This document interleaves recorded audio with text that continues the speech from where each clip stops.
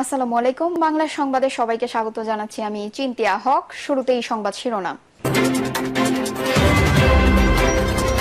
নির্বাচন নিয়ে টালবাহানা হচ্ছে বলছেন রিজভী। জানাবো ঢাকা টাঙ্গাইল যমুনা সেতু মহাসড়কে 30 কিলোমিটার যানজট। জানিয়ে দিব নির্বাচনী রোডম্যাপ নিয়ে রাজনৈতিক দলগুলোর মিশ্র প্রতিক্রিয়া। এবং সর্বশেষ জানাবো ট্রাম্প বনাম মাস্ক দুই ক্ষমতাধরের বিরোধ কোন দিকে মোড় নিতে যাচ্ছে। দর্শক শুনছিলেন সংবাদ শিরোনাম, এখন বিস্তারিত। নির্বাচন নিয়ে টালবাহানা হচ্ছে বলছেন রিজভী। নির্বাচন নিয়ে টালবাহানা করা হচ্ছে বলে মন্তব্য করেছেন বিএনপি সিনিয়র যুগ্ম মহাসচিব রুহুল কবির রিজভী। রুহুল কবির রিজভী বলেন, শেখ হাসিনা এই দেশ থেকে অবাধ সুষ্ঠু নির্বাচনকে কার্যত জাদুঘরে পাঠিয়েছিলেন। তবে জনগণের বিশ্বাস ছিল শেখ হাসিনার প্রস্থান হলে ডক্টর ইউনূস দ্রুতই জনগণের ভোটাধিকার ফিরিয়ে দেবেন। কিন্তু এখন নির্বাচন নিয়ে শুধু টালবাহানা চলছে। তিনি বলেন, আসন্ন আগস্টে ডক্টর ইউনূসের ক্ষমতায় 1 বছর পূর্ণ হতে যাচ্ছে, অথচ এখনো কোনো দৃশ্যমান সংস্কার পরিলক্ষিত হয়নি। প্রয়োজনীয় সংস্কার সম্পন্ন করে ডিসেম্বরের মধ্যে নির্বাচন আয়োজন করা উচিত বলেও জানান তিনি।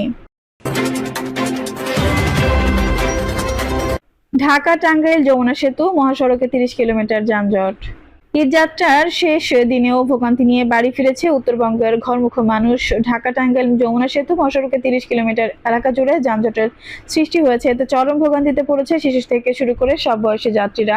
শত কষ্ট উপেক্ষা করেও বাসে ছাদে ও খোলা ট্রাক পিকআপে করে নারীর টানে বাড়ি ফিরেছেন সবাই। মহাসড়কের সেতু এলাকা থেকে করটিয়া করাতরিপাড়া বাইপাস পর্যন্ত 30 কিলোমিটার এলাকায় যানজটের সৃষ্টি হয়েছে। অতিরিক্ত গাড়ির চাপ, সেতুর উপর গাড়ি বিকল হওয়া সহ বিভিন্ন কারণে বুধবার ভোর 4টা থেকে শুরু হওয়া এই যানজট শুক্রবার দুপুর পর্যন্ত অব্যাহত রয়েছে।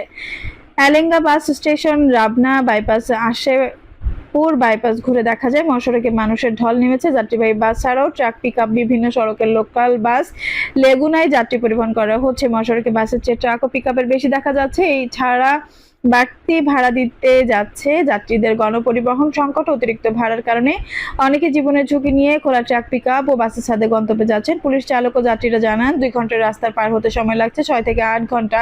মহাসড়কে ফিটনেসবিহীন যানবাহন বিকল হওয়া ও দুর্ঘটনার ফলে এই ভোগান্তি। অন্যদিকে যমুনা সেতুর ধারণ ক্ষমতা কম থাকায় স্বাভাবিকভাবে গাড়ি পারাপার করতে পারছে না। ফলে উত্তরবঙ্গ থেকে ছেড়ে আসা ঢাকাগামী গাড়িগুলো ভুঞ্চাপুর দিয়ে ঘুরিয়ে ঢাকায় পাঠানো হচ্ছে। এলেঙ্গা হাইওয়ে পুলিশ ফাঁড়ির ইনচার্জ শরীফ বলেন, মহাসড়কে একাধিক বাস বিকল হয়েছে। সেনাবাহিনী, পুলিশ যৌথভাবে যানজট নিরসনে কাজ করছে। আশা করছি অল্প সময়ের মধ্যে যান চলাচল স্বাভাবিক হবে। টাঙ্গাইলের পুলিশ সুপার মিজানুর রহমান বলেন, যানজট নিরসনে আমরা নিরলসভাবে কাজ করছি। নির্বাচনী রোডম্যাপ নিয়ে রাজনৈতিক দলগুলোর মিশ্র প্রতিক্রিয়া। আগামী এপ্রিলের প্রথম সপ্তাহ আগামী জাতীয় সংসদ নির্বাচনে ঘোষণা করেছেন প্রধান উপদেষ্টা অধ্যাপক ডক্টর মোহাম্মদ ইউনূস। এই রোড ম্যাপ ঘোষণায় মিশ্র প্রতিক্রিয়া জানিয়েছে রাজনৈতিক দলগুলো। দেশের অন্যতম বৃহত্তম রাজনৈতিক দল বিএনপি বলছে, আমরা ডিসেম্বরের মধ্যে নির্বাচনের দাবি জানিয়ে আসছিলাম। এরই মধ্যে প্রধান উপদেষ্টা একটি তারিখ ঘোষণা করেছেন, যা সুস্পষ্ট নয়।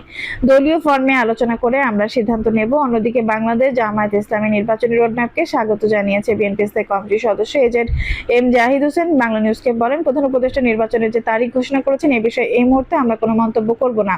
বিএনপি ভাইস চেয়ারম্যান শামসুজ্জামান দুদু বাংলা নিউজকে বলেছেন, আমাদের দলের পক্ষ থেকে এখনো কিছু বলা হয়নি। আমরা চেয়েছি ডিসেম্বরের মধ্যে নির্বাচন। প্রধান উপদেষ্টা আগে বলেছেন ডিসেম্বর থেকে আগামী জুনের মধ্যে নির্বাচন অনুষ্ঠিত হবে। এখন তিনি জাতির উদ্দেশ্যে দেওয়া ভাষণে বলেছেন, অবাধ, সুষ্ঠু, নিরপেক্ষ নির্বাচনের জন্য এপ্রিলের প্রথম সপ্তাহে অনুষ্ঠিত হবে।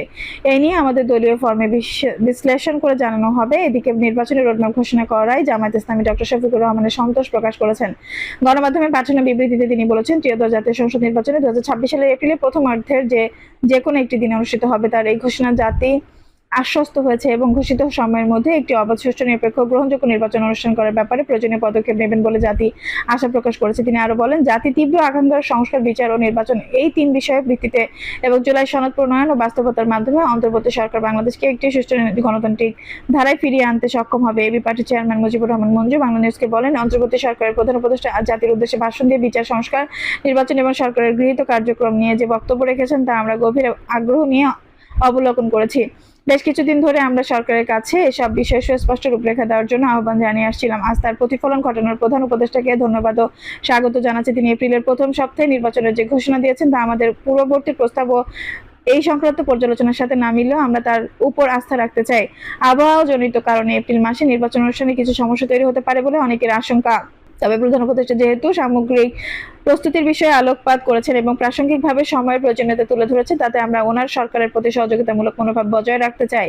আমরা আশা করি আইনশৃঙ্খলা পরিস্থিতিকে সুষ্ঠু নির্বাচন উপযোগী করা ও নির্বাচন কমিশনকে জনগণের আস্থা অর্জনের প্রয়োজনীয় ব্যবস্থা নেওয়ার জন্য তার সরকার প্রয়োজনীয় ব্যবস্থা নেবেন। সংস্কার বিচারের একটা সন্তোষজনক অগ্রগতি এবং নির্বাচনের পরিবেশ তৈরির জন্য এপ্রিল পর্যন্ত সময়টা আপাতত দৃষ্টিতে বিলম্বিত মনে হলেও সব পক্ষের এই ব্যাপারে ঐকমত্য প্রয়োজন। আশা করি সরকার সবার ঐকমত্য তৈরিতে আন্তরিকভাবে চেষ্টা করবেন। জাতীয় গণতান্ত্রিক পার্টির সহসভাপতি ও দলীয় মুখপাত্র রাশেদ প্রধান বাংলাদেশকে বলেন, প্রধান উপদেষ্টা ডক্টর মোহাম্মদ ইউনূস অতীতে নির্বাচনে ডিসেম্বর থেকে জুলাই বলেছিলেন। আজ সুনির্দিষ্ট করেছেন 2026 সালে এপ্রিলের প্রথমার্ধে জাতীয় নির্বাচন। এছাড়া তিনি আগামী মাসে সব রাজনৈতিক দলের ঐকমত্যের ভিত্তিতে জুলাই সনদ প্রকাশ করার আশাবাদ ব্যক্ত করেছেন। আমরা ডক্টর মোহাম্মদ ইউনূসের বক্তব্যকে স্বাগত জানাই। আশা করছি সবাই গণতন্ত্রকামী রাজনৈতিক দল একটি অবাধ, সুষ্ঠু, নিরপেক্ষ এবং ভারতীয় প্রভাবমুক্ত জাতীয় নির্বাচনের আয়োজনে এবং জুলাই সনদ তৈরিতে অন্তর্বর্তী সরকারকে সর্বোচ্চ সহযোগিতা করবে। ট্রাম্প বনাম মাস্ক, দুই ক্ষমতাধরের বিরোধ কোন দিকে মোড় নিতে যাচ্ছে? বিশ্বের অন্যতম ক্ষমতাধর দুই ব্যক্তি, যুক্তরাষ্ট্রের প্রেসিডেন্ট ডোনাল্ড ট্রাম্প এবং বিশ্বের সবচেয়ে ধনী ব্যক্তির তকমা পাওয়া ইলন মাস্কের বিরোধ এখন প্রকাশ্যে। অথচ কয়েকদিন আগেও তাদের বন্ধুত্ব ছিল আলোচনার বিষয়। তাদের মধ্যে বাড়তে থাকা দূরত্বের গুঞ্জন মুহূর্তেই বাকযুদ্ধ হিসেবে সবার সামনে আবির্ভূত হলো। খবর বিবিসি বাংলার। মার্কিন সরকারের উপর ভর করে ইলন মাস্কের যেসব ব্যবসাপাতি চলছে সেগুলো নিয়ে তাকে হুমকিও দিয়েছেন ডোনাল্ড ট্রাম্প। এসব ব্যবসায়ীকে মাস্কের স্পেস এক্স কর্মসূচির প্রাণ বলা চলে। নিজের সামাজিক যোগাযোগ মাধ্যম ট্রুথ সোশ্যাল ট্রাম্প বলেন, আমাদের বাজেট কোটি কোটি ডলার সাশ্রয়ের সবচেয়ে সহজ উপায় হলো ইলনের সরাসরি ভর্তুকি এবং চুক্তি বাতিল করা। ট্রাম্প যদি সত্যি তার সরকারকে মাস্কের বিরুদ্ধে লেলিয়ে দেন, তাহলে এই টেক বিলিয়নের চিন্তিত হওয়ার কারণ আছে বলে মনে করা হচ্ছে।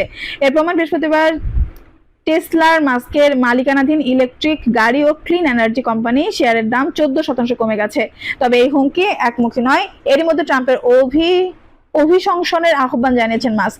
তার কোম্পানিগুলোর তহবিল কমানোর বিষয়ে ট্রাম্পকে তিনি চ্যালেঞ্জ করেছেন। পাল্টা আরো বলেছেন তিনি তার ড্রাগন মহাকাশ যানটি বাতিল করার কাজ ত্বরান্বিত করছেন, যার মাধ্যমেই মূলত যুক্তরাষ্ট্র আন্তর্জাতিক মহাকাশ স্টেশনে তার নভোচারীয় সরবরাহ বহন করছে।